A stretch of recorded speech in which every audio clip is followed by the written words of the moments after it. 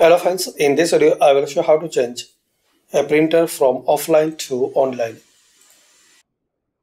Now here click on start, search printer,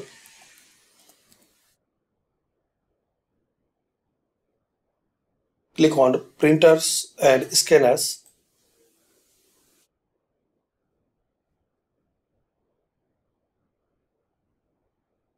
Now here click on your printer. Now here click on printer properties.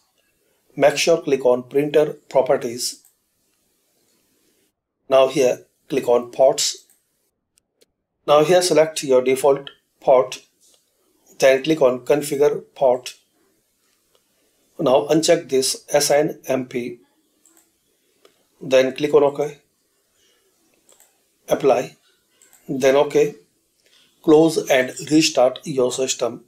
So this is the setting guys to change a printer from offline to online.